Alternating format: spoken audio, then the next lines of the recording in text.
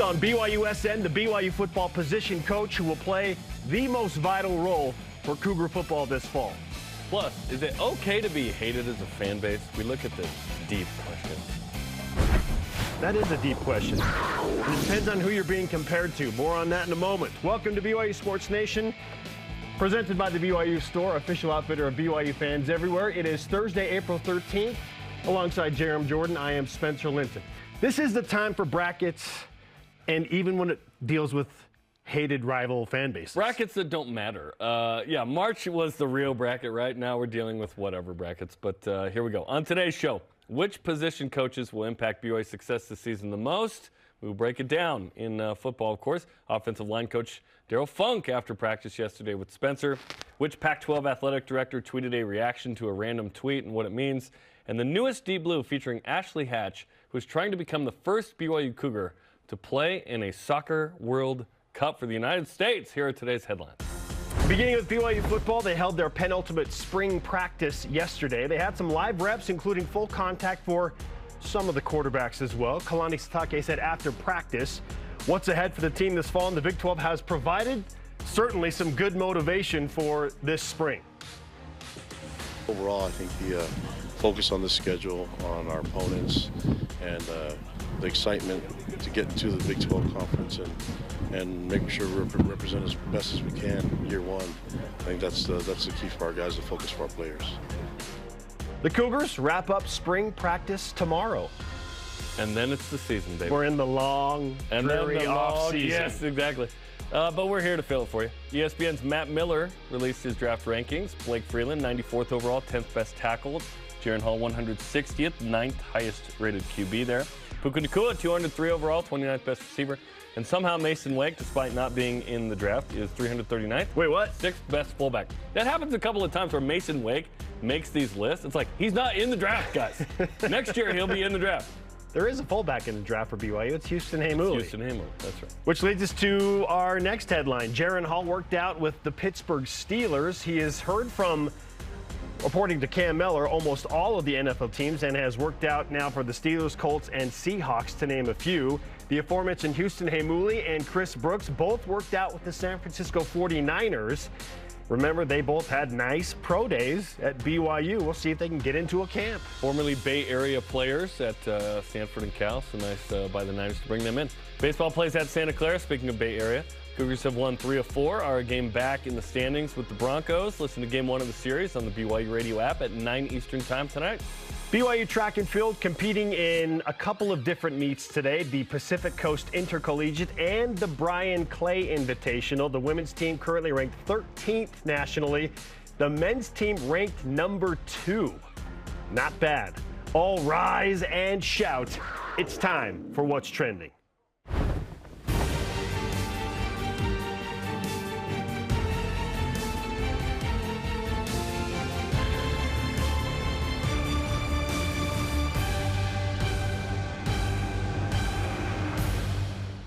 BYU spring football nearing a close, and this spring has been really the first go-around for several position coaches at BYU, at least in their new responsibilities. And certainly the guys that stuck around are dealing with their own concerns and new roster movement. Jarom, my question today is, which of the position coaches, not a coordinator, take Jay Hill, Aaron Roderick out of this, which of the position coaches will have the greatest impact or play the most vital role for BYU football this fall? And special teams coordinator doesn't count, right? Because that's my answer. I'll allow it. Kelly Poppinga. I'll allow it. Kelly Poppinga is the edge rushers coach. Defensive line generally would be it, but there's 2 different coaches there. I go Kelly Poppinga, the special teams coordinator and defensive ends coach. Certainly the defensive ends need to make plays. We've seen it in the NFL over the last 10 or 20 years, right? D ends on defense are the number 1 position in terms of playmaking, right? Cornerbacks, you need them to throw you the ball, but D ends, you can have an impact on every single play. You could argue D tackles sort of start there, but D ends need to create more havoc for BYU. Yes. Last year, 15 sacks and 49 TFLs. Of course, those are team numbers. 3rd lowest in FBS in both those numbers. Just terrible. BYU can do way better at that position. I'm excited about the group that BYU has. I think BYU will add to this group in the transfer portal with at least one name, if not more. Tyler Batty, Isaiah Banya, Blake Mangelson, and then the young guys, Isaiah Moa and Bodie Schoonover and others, Michael Daly.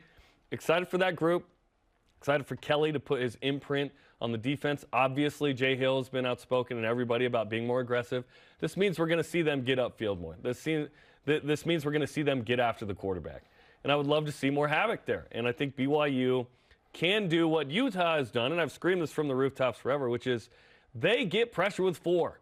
And how do you win conference championships? Well, it starts on defensively not having to blitz every time. And if BYU can get pressure with 4, if you bring a back row or 2, a corner blitz here or there, let's see some havoc. Let's see something crazy, because even without that kind of aggressive defense, last year at times we saw some pick sixes, right, from BYU's linebackers. But I want the defensive ends specifically to be the ones that create the most havoc at the start. And then everything, like a good secondary is dependent on a good pass rush. So Eddie Heckard will have a ton of success if Tyler Batty's good, and vice versa. BYU is going to switch their base defense. We've learned that they are going to 4 down linemen primarily. They're going to be bringing different looks for sure, but the base defense will be 4 down linemen and 3 linebackers, and we'll go from there. And because that is happening, I feel like Sione Puha, who will be the guy focusing on the entire defensive line to a degree, but the interior lineman for sure, and working with Kelly Papinga, I feel like he has the biggest challenge, and he has the opportunity to make a position group grow the most, along with K-pop. And so, I mean, can I just add Sione Puha to what you just presented? Let's just go defensive line, right? Because Sione's doing tackles, yeah. And I know they're different, but those two are going to be heavily collaborating with the now 4 down lineman front. And BYU fans have been clamoring for, we want more pressure on the quarterback. We want, none of this drop 8 anymore. Like the 4 down lineman, that alone changes the whole dynamic for BYU football. So Sione Puha working with Kelly Papinga on the defensive line, those two have the biggest challenge, and I think concurrently will fill the most vital role as a position coach group goes for BYU. There are questions everywhere. At the linebackers, like outside of Ben Bywater and Max Tooley, there's a ton of youth, okay? But I feel like it all starts up front, Jarom. Like if the defensive line and the ends and the tackles are doing their job, linebackers are going to eat, right? And it's going to make it easier for the defensive backs if you can get to the quarterback and make them rush a throw a half second earlier, even a quarter of a second earlier. It's just going to make everything easier for the linebackers and the back 7 in the defense. Sione, I feel like, was the coaching staff, they were certainly excited to bring Kelly Papinga back, right? K-Pop said, I'm super excited that Sione's coming back. And Jay Hill talking him out of retirement, massive, massive get for BYU because he knows what the challenge is. Yes. There's a ton of work to do there, and they need Sione to lead that. And he was part of that 2019 Utah team that was ranked as high as 5th going into the Pac-12 championship game. If they beat Oregon, they're in the playoff. Wild. They lost that game, and then they lost to Texas, and sort of a tough finish, right, for the Utes that year. But that defense was so good. And Sione knows what he's doing. He has the NFL credentials. He has the credentials at Utah. Whether you like it or not, BYU is simulating what has happened at Utah defensively. And certainly when I brought that up with Kalani Sitake, he mentioned, where did Utah get it? They got it from Fred Whittingham back in the day at BYU, and then it went up to the U. So whatever the argument was, I don't really care. I respect how good Utah's defense has been for a long time. I would love for BYU to get to that because we've never really worried about the offense at BYU. We've always been like, you have at least that. BYU's always had at least good to very good to great on offense. Right now, BYU's been very good plus 2020, great offense. Maybe that was because you were playing no P5s, but BYU's been awesome offensively for a long time. Yeah. If you can be good on defense, BYU last year I would argue was bad, right? No one's arguing they weren't, I don't think. BYU was bad on defense. If BYU was okay on defense this year. Now you're talking about getting 7+. Maybe you creep into the 8 space. I think BYU is going to be in a 4-2-5, a nickel with 4 down linemen, 2 backers, probably Max and Tooley and Ben Bywater, more often than you think, with the majority of Big 12 teams chucking it in a spread. So I think the secondary has an argument for this conversation of whether it's Gennaro Guilford with the corners or Jay Hill with the safeties. But there's the most experience at those positions coming back right now. And so those aren't the ones that we have the biggest question marks. Yeah. For. Plus, if you tell us you're going to be aggressive on defense, that means D-line's going to be awesome. Yes. And Utah's D-lines were so good for so long. BYU, defensive linemen, you think about the Bronson and Corbin Kafusi, you think about Kairos Tonga. Kind of outside of that, haven't had those dudes the last kind of 10 years, right? Where you're like, oh, we have next-level guys. We have really, really good players, like all-conference type guys at that position. I think BYU's got a couple of guys that feel like they could become those guys. But to be all-conference in the Big 12 now, you've got to be an NFL draft pick kind of guy. You got to create havoc to get attention. You have to. And havoc comes in many forms, like we've talked about: sacks, TFLs, interceptions, and fumbles. Now, the two of us selecting the defensive line and the coaches that will lead those groups, and Kelly Poppinga and Sione Pua, is not to say, as you were referencing in the defensive backs, that those position groups and position group coaches don't have their own significant challenges. Sure, I think it just starts up front. For sure. Yeah. For sure. Even on the offensive side, I look at Darrell Funk on the offensive line, and I'm like, hey, you lost Blake Freeland. You lost the Barrington brothers. You said goodbye to Joe Tukuafu. Harris LaChance is not there anymore. That's 5 super experienced dudes. And one sure thing NFL draft pick, we think that the Barrington brothers are probably going to end up in the NFL. At least Clark. Right? At least Clark. Yep. But that's 5 notable guys. Yeah. So he's got a huge task. But we're not worried about online. You have Connor Pay and Kingsley Suamataia back, but because of the additions in the transfer portal and because BYU has been consistently good, when they lost Brady Christensen and others, we were like, oh boy, is this going to be bad? Blake Freeland moved from right tackle to left tackle. No, then they blocked for Tyler Algier, and he runs for a program best in rushing yards in a season. We're excited about Ian Fitzgerald. We're excited about Paul Meyer. Waylon Lapuaho. Brady Time at right tackle. Yes. We feel like that position is one that we're not too worried about, because they produced in years past. D-line have not produced at the level we wanted. Maybe that was scheme-based. That's what we were told. Well, it's made for the linebackers to do this. But I was like, why isn't it made for the D-line to eat too? It sounds like this defense will be like, listen, everybody eats. This is a buffet. And there are a lot of dudes that are hungry. Even Harvey Unga has got a challenge, right? We like Aiden Robbins, the transfer from UNLV. He joins Hinckley Rapati and Miles Davis, and then we kind of see after that. But the running game and the numbers produced by the running game were not quite what we expected last year behind a really good offensive line. Was it the most disappointing 6 yards per carry by an individual in BYU history? It's Chris weird, Brooks right? actually had pretty good numbers. Like, they ran crazy against some bad defenses, but in big games, especially in third and short, the running game just kind of disappeared. What do we see? 7 of 14 on 3rd and 3 specifically? Like, that wasn't good enough, right? Yeah, it just wasn't good. So they've all got their challenges in unique ways. Vessi Satake is like, hey, I need to add depth to the wide receiver corps. Absolutely. Right? There are 3 we love, and then there's some young guys. Yeah. Yep. Okay, topic 2. CFB Home on Twitter is doing a bracket of most hated fan bases. This is April 13th content for you. Utah is a 2 seed against 3 seed BYU right now. The poll has Utah winning by nearly 9%, as you can see on the screen, 54 to 45. Is it okay to be a hated fan base? I don't like the idea of being labeled as a hated fan base, but I will say this. This is the one occasion that I can recall ever that I would totally be okay losing to Utah. Absolutely. I agree with you 100%. Utes, you can have this one. Also, hi, why are you watching the show? You can take it. You've got the lead. Yep. Enjoy it. Yep. Relish it. Maybe we should bring Bearcat Matt into this, get him involved. Yeah, you take a banner on Rice Eccles. All the Big 12 schools. Right next to your Rose Bowl participation trophies. Feel free to vote for Utah. Totally okay. I don't like the idea of BYU being a most hated fan base. I don't know that I entirely agree with that. Maybe bigotry. Maybe annoying to a degree, and unique and different and weird or whatever. Yeah, but we as far as like we're weird. Yeah. Hated fan base, like if I polled everybody outside the state, would BYU's fan base be like, oh, I hate that fan base? Like, well, if we go give it a couple years in the Big 12. Then we'll see. Then we'll see. But years. Right now, it's like, well, yeah, I mean, Utah certainly hates BYU's fan base. Utah State hates BYU's fan base. Boise State.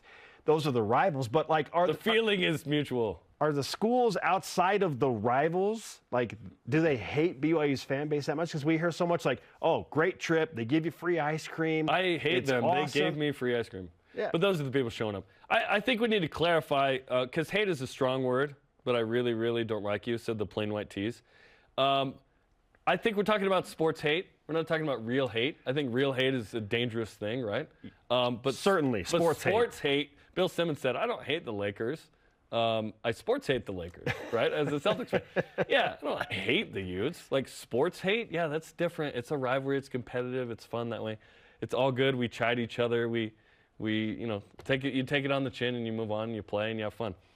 Life is better because you're competing with each other. Yes, I agree with you. I would love to lose this poll. Is it okay to be hated? Yes. Typically it means you're good. You are irrelevant if no one hates you. You are irrelevant. Typically it means you're good. Does anyone hate Florida Atlantic?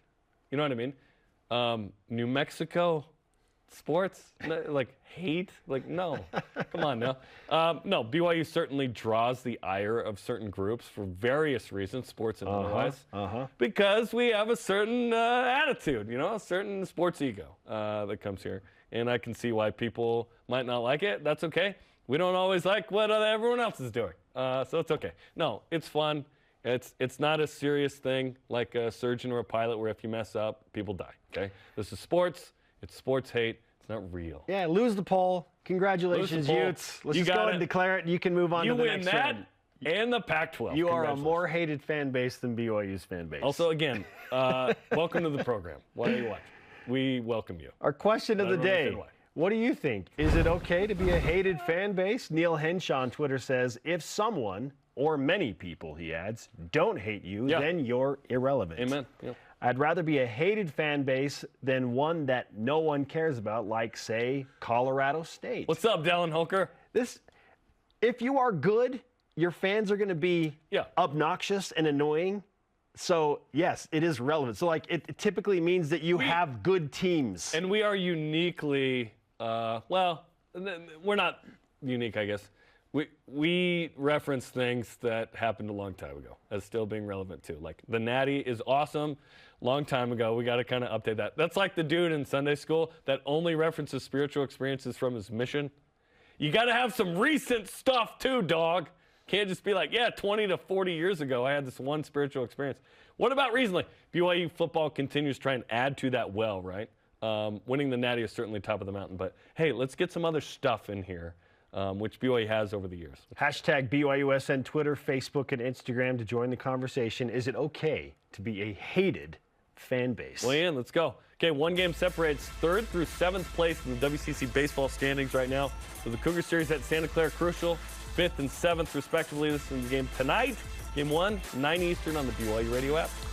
Up next, why BYU offensive line coach Darrell Funk does have a significant challenge, but why he believes his offensive line will be just fine after so many key departures.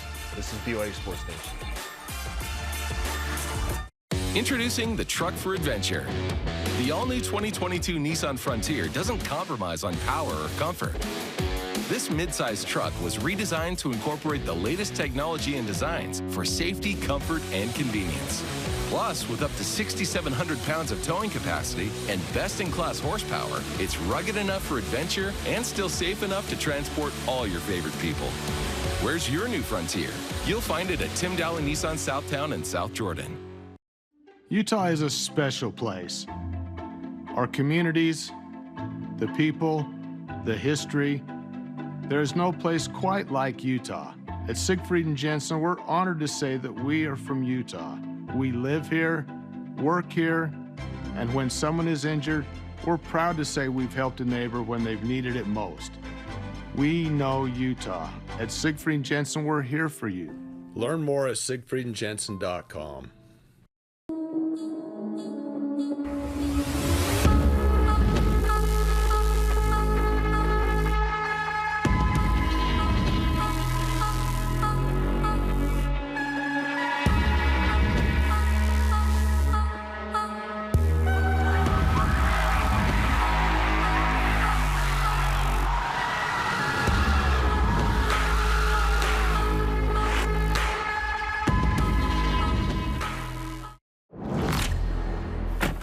next time on Relative Race. Let's go. A difficult drive has tempers flaring. Feel free to look at the map. Let us know the next road I should be looking for. And emotional truth leaves hearts hurting.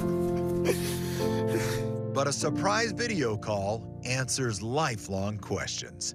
How you doing, son?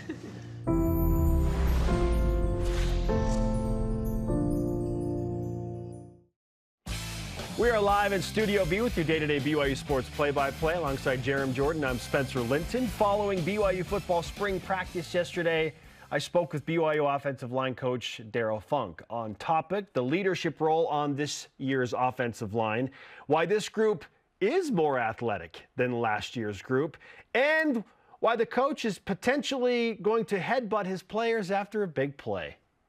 This is Darrell Funk one-on-one.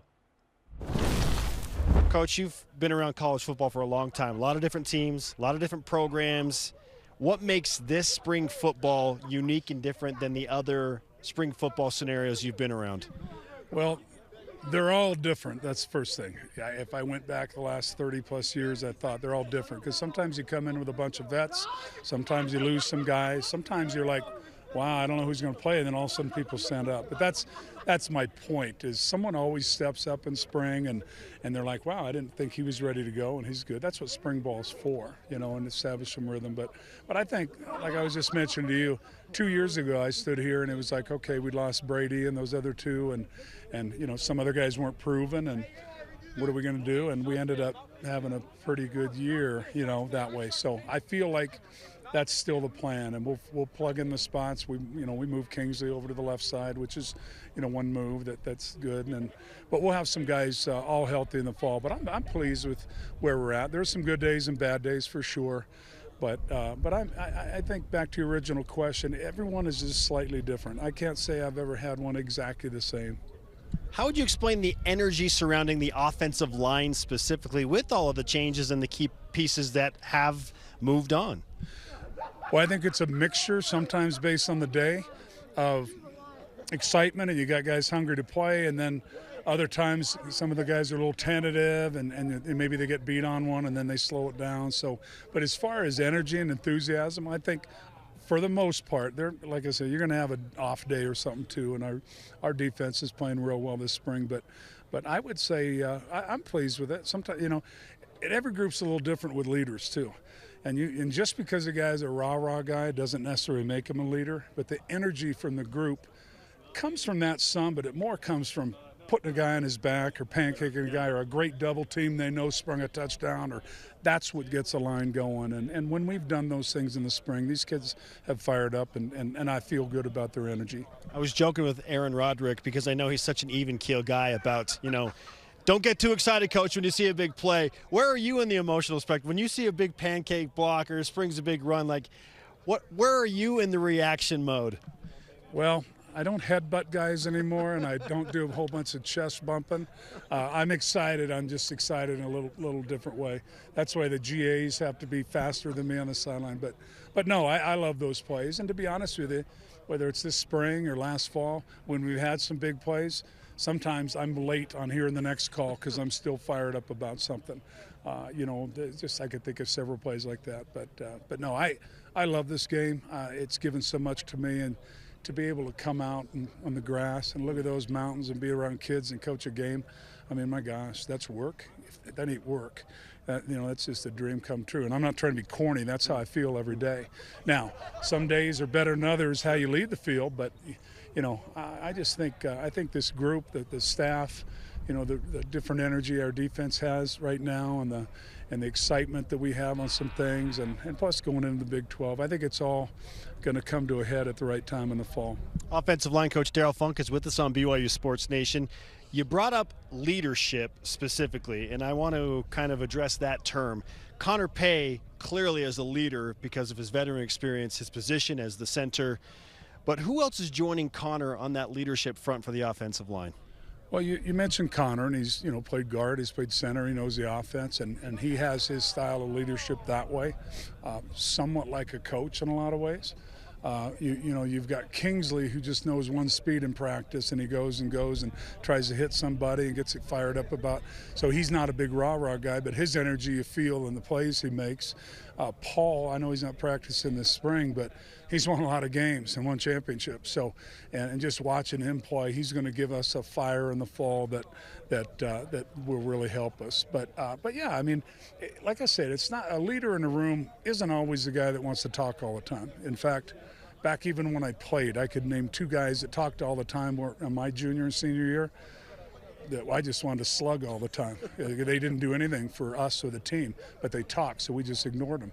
I don't think we have any guys here like that for sure, but I just think, and again, the group grows. It's a different group. They've been together only since January we did meetings, so kind of evolves, and we'll add a few more pieces. And like I said, by the time we get to mid-August, whatever, the chemistry will be a whole different, unique set of characteristics, if that makes sense. And that's why it's so fun, too, because every team's different. I know Kalani says it. Every team's different, but every position group year to year is different. And these guys are fun, and, I get on them sometimes, love them up other times, because I'm competitive, they're competitive. But no, I'm really excited about what the group's going to be. We're a long way from a finished product, but we're going to be fine.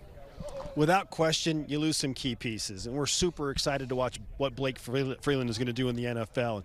Joe Tukuafu is a big piece, and he started a number of games. Harris LaChance, the Barrington brothers transfer.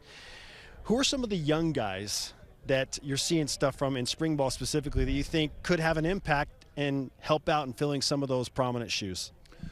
Well, right now we've got obviously Kingsley's still a young guy, but he's a returning veteran, and he's probably the one that of the younger classes that jumps out the most, but we've had guys that have really improved since last year and even since the start of spring. You got Tyler Little that has, finally grown into his body as a lineman. And you got to remember, he didn't play football for 4 or 5 years. He's a basketball player, so he's shown some good things. Trevin Osler, I think, has really done some good things at times. A couple of Peter Falanico coming out of a redshirt year has gotten a lot of work at center, which is awesome, and he can also play guard. But, we have some other new kids who come. And when Waylon gives us a breath of fresh air in the room, and he's a guy that has a chance to be in the mix.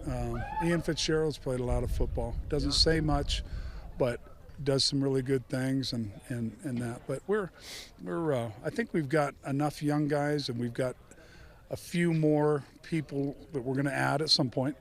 And then, but I think it's going to come together. You take those guys that have got better. Now, what the crazy thing is, our first group out here right now, in the fall, I'm not saying they can't be with the first group, but it's going to look a lot different. But those guys are going to have basically starter experience because they just went through 3 or 4 practices with the first group. Because I don't care if it's spring, fall camp, or up there at the stadium. If you're with the ones, there's a different expectation if you're playing, and they're gaining that experience. So I'm excited about that. Pro Football Focus is a key metric that the football world kind of seems to rely heavily on. I don't know how much you're into those statistics, but looking at last year's offensive line, we're talking about, the number 1 rated pass blocking offensive line and number 12 run blocking offensive line.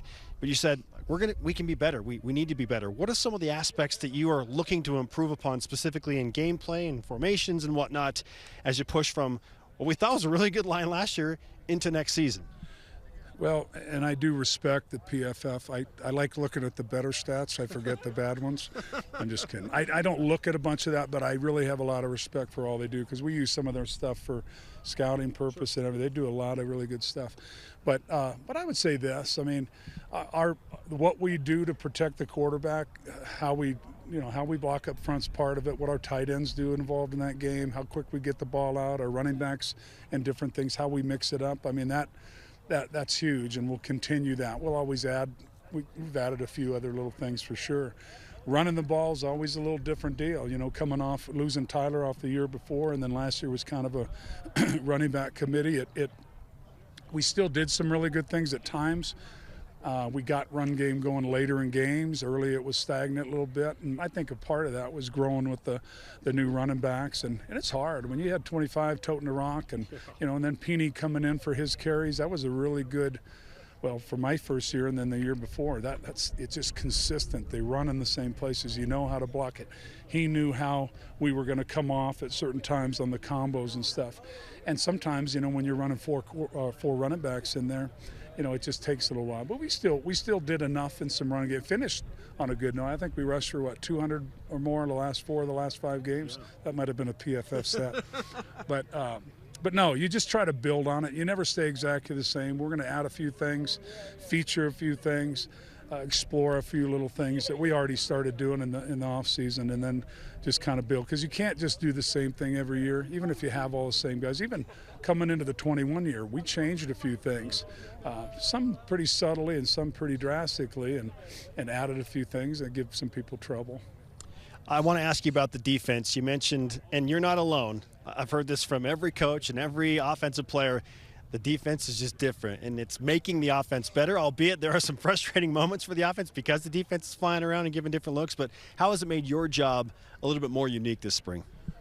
Well, it creates a lot of the issues that you see in week 5 or week 7 that are a little bit unique or different. And when you've worked through those issues at practice, that helps, because on 3 days, hey, this is a way different blitz scheme or something like that, that can be hard, in the middle of the season. So getting some of those concepts and different things, not exactly what we're going to see, but just maybe more variety, and makes us really test our calls, our schemes, and then makes kids see it. So when I've been around this, and they've got great energy, their kids playing hard and everything, and I'm just, they get excited, they get after us, they're kind of in her face and all that, and I don't like that much, but I would be too. But that's the thing. But I'd say, back to your original point, it's the schemes, it's what's happening, it's how we have to adjust, and that'll go a long ways to helping us adjust in games. Because sometimes I've had it happen before when the DC had a really nice defensive scheme. I think we had it a couple places like that, and it was like sometimes it was a pain in spring and fall camp. You're like, geez, we're going to do another blitz drill or another. But by the time we get into the year, and it'll happen up here too, someone will show a blitz, and we're trying to identify it from the box, and the kids will come over and they say, oh, that's just that. We saw that in the spring, and we picked it up. And that's so that's the thing. And I guess I would compare it to, in some ways, to well, like I said, the variety of the defenses and everything is going to make us better in the long run. Makes for a tough day or two, here and there, but I'd rather that and just get better at it. And but we're going to create some problems. They do a really good job. Well, your offensive coordinator, Aaron Roderick, has raved about the offensive line, and certainly Kingsley and Connor and other individuals. And he said, I just feel like from an athleticism standpoint, this group is actually more athletic than the departing group. Why do you feel like that is the case? Well, some of it started like in winter runs and everything, just watching kids run and different things, or watching them like with Paul and some of those guys running on tape and playing. Part of it's that, but it starts with a guy like Kingsley, moving him to the left side, and Blake was a freak. He killed the combine and all that, but Kingsley's no less athletic than Blake, I promise you. You know what I mean? So we haven't lost a tick there. And then when you just look, Connor if he's a center or if he's a guard, or if Paul's a center, Paul's a guard, they're going to be just another year better. I think whoever's playing left guard, or right guard, either of the guards, I think he's got a chance to run better and move better. I do. And then we'll see what happens at right tackle. But I think like I said, it starts in off season and watching guys move and run. Sometimes in the middle of a practice, when guys are trying to figure out something, they don't run as well and everything. So sometimes, just watching a play, you see a play looks ugly because the guy's not moving as well. But when they know what they're doing and we get everyone on the same page, it's a really athletic group. Coach, we always like to cast light on the offensive line. They're guys that deserve more credit. So we appreciate you doing this interview and taking the time with this. And hopefully, while you're not going to be headbutting guys, there are more moments where maybe you miss a play call because you're excited. I'll continue to do that. And who knows, we make a big enough play. Maybe if you see me with a bloody eyebrow or something like that, it means, I got fired up. I headbutted someone, and the trainers will look at me after we celebrate and sing the fight song. You may see it. Looking forward to it. Thanks, Coach. Thank you. Offensive line coach Darrell Funk. He's going to play a huge role as a position coach. Jarom, I hope at some point this season that we might see something like that. A headbutt from Coach Funk. No. That's Concussion protocol. That's a bad idea. It means it's been an incredible play. Yes. I love that he admitted, I sometimes miss the call in the next one. If BYU gives up a sack after a huge play, it's because they celebrated too hard. But also, he hinted several times that they're going to add more pieces. I wonder in the transfer portal if they will continue to get another player or two. It sure seems like it based on what he said. It opens back up in 2 days. Yes, it does. Okay, 6th-ranked men's volleyball wraps the regular season up Friday and Saturday, 9 Eastern time on the BYU TV app both nights. On BYU TV Saturday as well. Huge game, 6th-ranked BYU, 8th-ranked Stanford. If either team wins both, 2 seed. If they split, the loser is the 3 seed. Ooh, okay. Depending on tiebreakers. A lot could happen. A lot could happen. Huge match. Secure the perfect home season. Yes. Let's go. Up next, is trash talking via billboards the new thing when it comes to rivalries? It's a thing for sure. This is BYU Sports Nation. BYU Sports Nation is presented by the BYU Store, official outfitter of BYU fans everywhere. Trio Orem Senior Living believes in empowering seniors to live life to the fullest. We help eliminate stress out of daily life when you live at Trio. Less time focusing on housework means you can socialize at one of our many events, with safety in mind, of course. And did we mention our spacious apartments with modern amenities? Learn more about setting up a private tour at trioorem.com.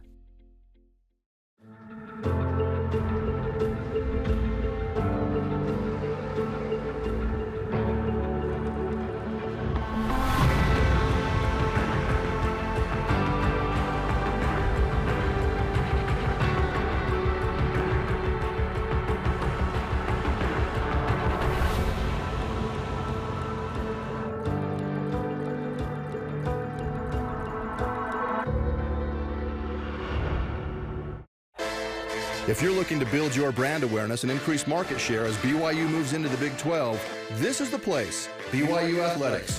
We can provide the tools you need to make sure your company is seen and heard. BYU Athletics is where you can align your products and services with loyal fans that cheer for our Cougars. And they can also help your business win. Learn more about what a partnership with BYU Athletics and your company will look like. After all, this is the place. Email sponsorship at byu.edu today. Mark? Some of my favorite moments are hearing from the family room, just a chorus of laughter. Twas your mother's. BYU TV has been an escape and a refuge for me. We forgot about random acts. We love that one. Today we wanted to do something nice for you. I see that change on him after that show. It just brightened everybody's day. I can do this. I want to live my life in a way that show showed me. Follow BYU Sports Nation on social media for content throughout the day. It's on Facebook, Twitter, Instagram, YouTube, and TikTok. He is Jarom. I am Spencer. You know what time it is. Let's whip it. Cougar Whip Around presented by Maersk, your e-commerce logistics shipping partner. College hoops bracketologist Rocco Miller reports BYU and Arizona State are 2 of the 4 teams who will be in the Wooden Legacy, a multi-team event, or MTE, this year in Vegas. Are you good if this is BYU's MTE?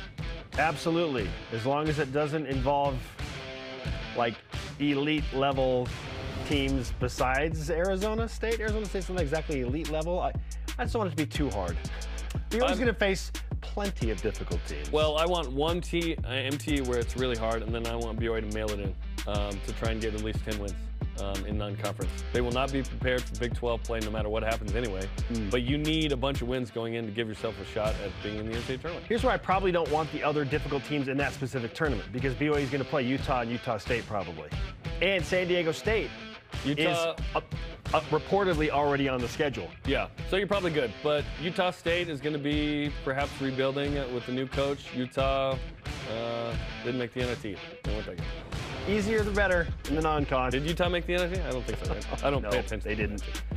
West Virginia sports blogger and Twitter personality at MHVer3 tweeted yesterday, quote, heard from a source that Colorado's board may vote on leaving the Pac-12 as early as Monday. Rick George, Colorado's athletic director, responded on Twitter, quote tweet, saying, there is absolutely no truth to this tweet. Jarom, what does it say that athletic directors are now responding to expansion Twitter speculation? Sensitive much? Yeah, that's pretty funny. I can't wait for Tom Holmoe to just be quote tweeting like, no, chocolate cougar tails are not here to stay. Yeah, certainly there's a level of sensitivity there with the Pac-12. Well, he's not alone, Rick George, because Mark Harlan at the University of Utah has quote tweeted some other things. Notably, give me a break to some other expansion news. Is Rick George even a real name? Speaking of the Big 12 Pac-12 relation, Coug Connect, one of the NIL providers for Cougar Sports, created a billboard that says, "This is CW country." What do you think of this level of trash talk? I think it's hilarious, but I don't like that it's associated with BYU. Agreed. I would have preferred if it had Utah stuff on it, honestly. Because this is ESPN country. I know it's Coug Connect, but even if it just says, "This is CW country," and then the website below, cougconnect.com, doesn't even have to say anything else. Yeah. This is everybody knows. Yeah. If you know, you know. I would rather have it associated with Utah, given the Pac-12 rumors about TV rights and so on. You know what? A for effort on the trying to be fun. And I know the Coug Connect guys are great. Yeah, I'm okay with it. Yeah, it's funny. I think it could have been funnier with Utah. All right, the next topic from our guy Jason Shepard, who posted the following: a picture of a BYU cornhole set for sale at a Target in Denver, Colorado. Shep went to go see the Cardinals play the Rockies. Going back to Colorado, Jarom. Oh, that's where you went, Shep. Is this a further sign that Colorado is Big 12 country? I think Rick George just tweeted that no, it is not. Do you own a cornhole set, by the way? I don't. I don't either. I know Ben, did you make your own, our producer? That's pretty cool. I would like one, though, like a BYU one. That'd be awesome. I probably should. In fact, my brother-in-law, Mark, who made the skateboard a while back that I brought the longboard, he's a master woodworksman, and he makes cornhole sets. A woodworker? Woodworker. Yeah, I should have I don't know what they call it. Yeah. A craftsman with wood? I don't know. Carpenter? A carpenter? What? Question mark? Master carpenter? Yeah. Okay, he's really good. Shout out to the master He's really carpenter. good at woodworking. He's made some BYU and college cornhole sets, so I should ask him for it. We should probably have it in studio. Yeah, reminds me of Beavis and Butthead a little bit there, but that's okay. Okay, Salt Lake is making a bid to become a Major League Baseball expansion market. Would you abandon the Orioles to embrace a new local expansion team? No, I don't have to abandon my favorite, lifelong childhood favorite team to support a new team. I would root for a new team in Utah because of where I live, but no, I'm sticking with the Orioles. They'll always be number one to me. The number one. Yeah, I wouldn't abandon the Mariners. No, I grew up with the Orioles and Cal Ripken Jr. as my hero. That's not going away, ever.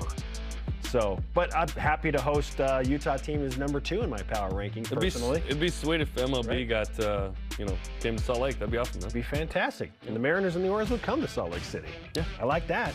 BYU women's soccer legend Ashley Hatch is working to earn a spot on the United States women's national team World Cup roster.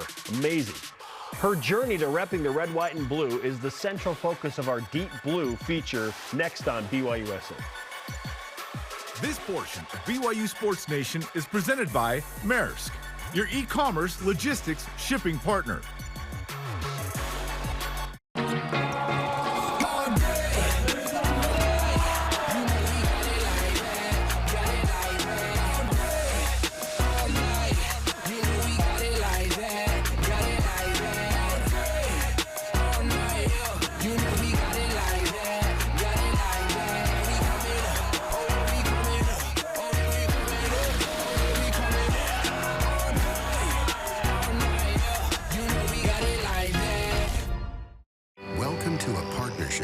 Customer experience comes first. It's our focus. It's your expectation. We provide support to those that go the extra mile for all of us. Supplying products, training, and service for generations. Learn more at bradyindustries.com.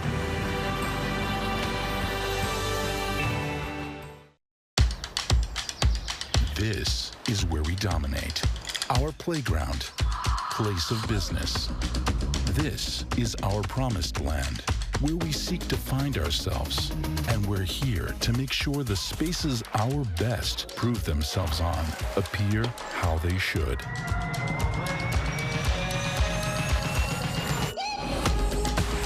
Intermountain Healthcare, official medical provider for BYU Athletics. That thing is ours. Whoa! No one else can know about it until we figure out what it is. Agreed? Agreed. We're supposed to look out for each other. All this time, I've been searching for us. It chose you for a reason. We're in this together. You're the best friends I've ever had.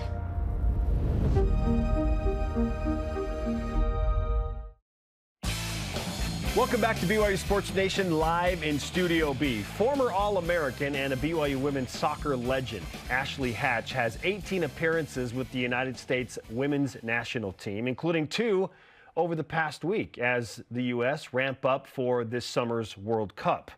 Not bad for someone who didn't even like soccer when she first started playing. This is Deep Blue featuring Ashley Hatch. Oh, she's discovered soccer. Kick it again. Okay, kick it. Good kick. She's off to the races. Wipe out. When Ashley and Brianna were starting out things, we actually started having them in dance. I think Ashley was 4 or 5. Mm-hmm. And so I was proud papa with my camera there videotaping. And the one thing I noticed when Ashley was out on stage is she didn't have a smile on her face doing the dance. She could just tell that that was not her thing, that she had a lot more energy and she needed to find something that suited her more. So the next year, just talking with my daughters, Ashley was like, you know, Dad, I want to do sports. Ever since I can remember, I just wanted to be Ashley. Like, she's my best friend. I idolized her because she's so amazing, right? So we did dance, and then all of a sudden I noticed she's not there anymore, and I'm like, wait, why am I doing this? And then I see how much fun she's having in sports, and I was like, yeah, like I told my dad, I was like, I'm sorry, dance is great, but I'm doing what she's doing. As soon as I can remember, my dad had me playing like t-ball with the boys because the girls didn't start playing until they were older, and he just wanted to put me in sports. He also had me playing tennis. I ran like cross country and track, and then played softball, and then came soccer. You didn't like soccer at first either.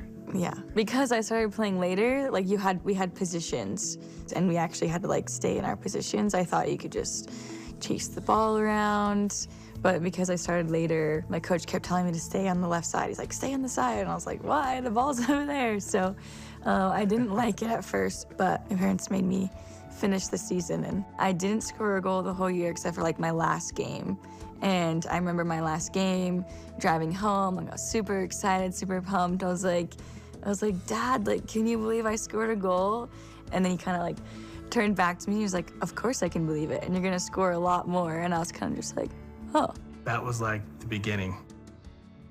Once we started playing club soccer, playing Sundays kind of entered our world, and we needed to decide as individuals and as a family, like, what we wanted to do. Me being the oldest, I knew whatever I decided to do kind of set the precedence for my younger siblings.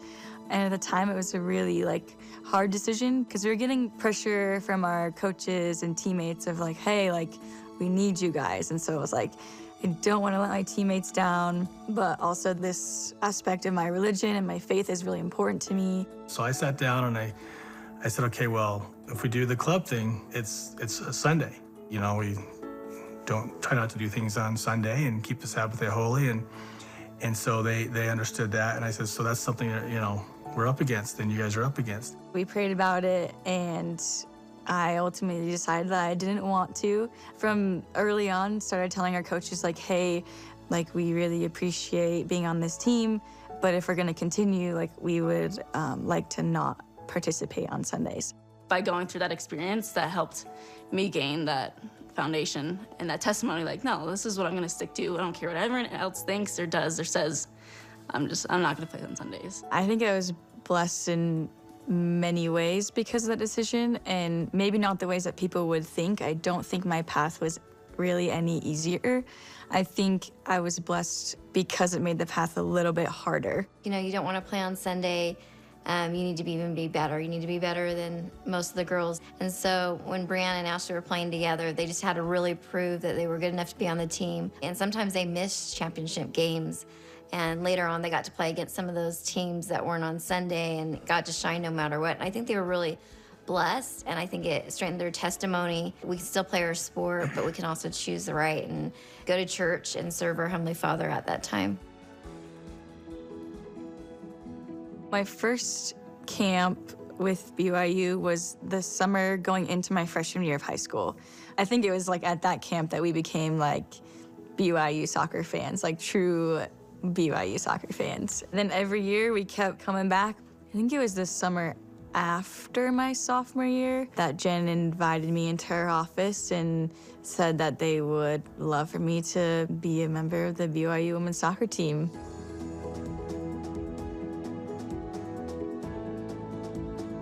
The left foot. Headed in! Ashley Hatch with her 13th goal of the season. That ball skips across. Pressgrave retreating. Vasconcelos to Medeiros. And put back in! Ashley Hatch scores 2 goals in under a minute. My senior year at BYU, Jen called me into her office and she was like, I just got a call from Jill Ellis. Do you know who that is? And I was like, yeah.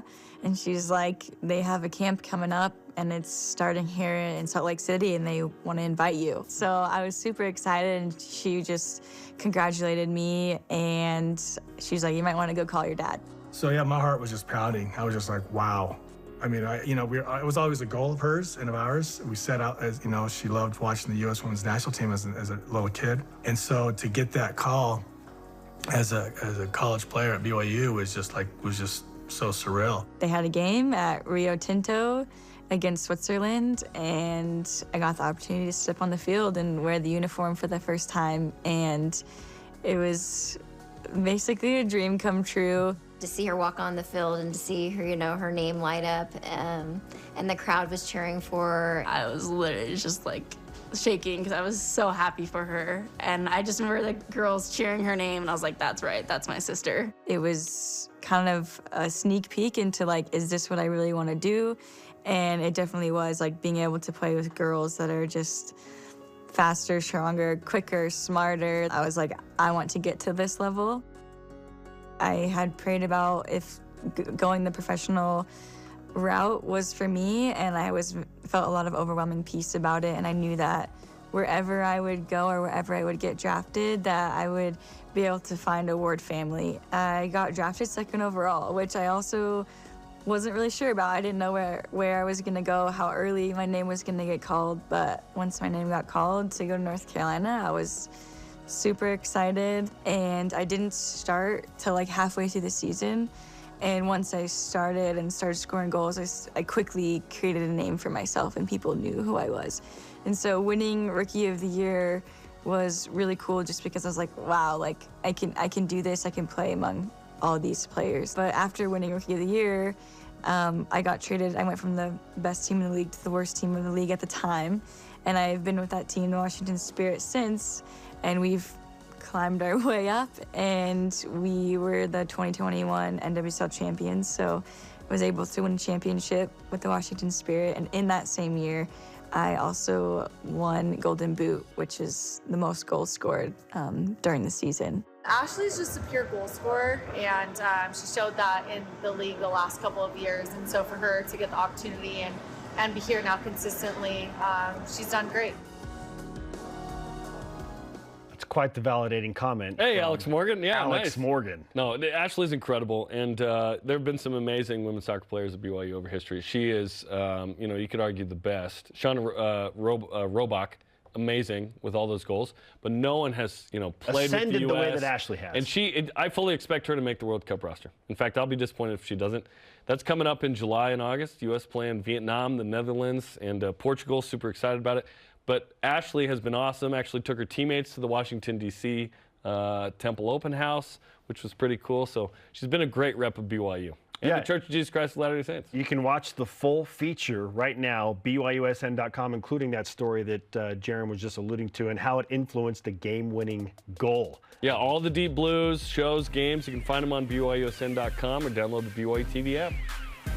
Still on the way. Is it really okay to be a hated fan base?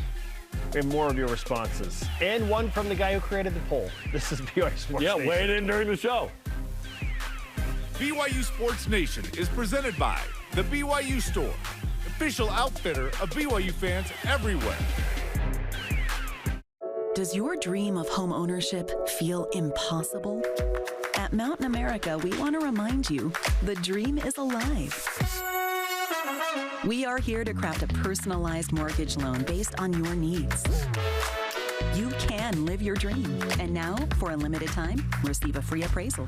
Our one-on-one guidance and quick application process will bring your dream to life. Reach out to a Mountain America mortgage expert today.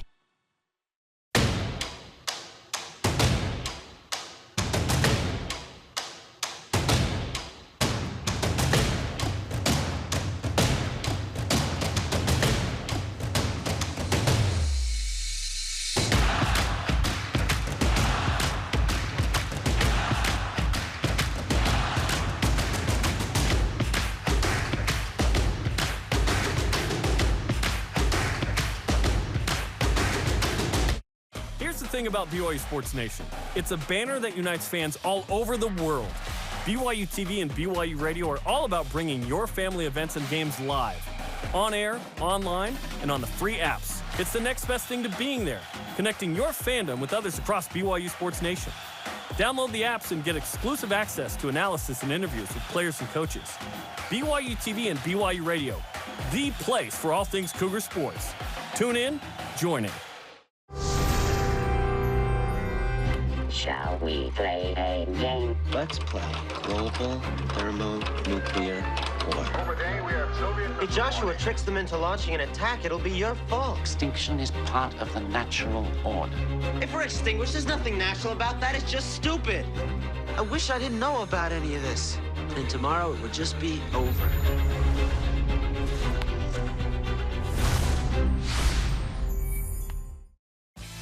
This portion of BYU Sports Nation is presented by Mountain America, the official credit union of BYU Athletics. Our question of the day prompted by a fan poll from @CFB Home. Is it okay to be a hated fan base? I answered earlier in response to the Utes and Cougars facing off in the most hated fan base bracket. This would be the one time I'm absolutely okay losing to the Utes. Absolutely. CFB Home has responded, Jarom. Spencer, come on, man. You always want to beat the Utes. Not in this one. No. Not in this I do not want to beat Utah in this instance. Our elite voice of the day presented by PAX Healthcare Elevated from Ethan Brown on Instagram says the wicked hate the righteous in response to hated fan bases. Okay. Okay, let's not go there. Today's Rise is shout out presented by Mountain America, the official credit union of BYU Athletics. John back for his appearance on the Rich Eisen Show. Go back and listen to it. Really good job. Fantastic. Our thanks to today's guest, Darrell Funk. Sergeant Dennis ran out of time. For Jarom, I am Spencer. Shout out to Elena Medeiros. We'll see you tomorrow for a jam-packed Friday BYUSN. Go Cougs.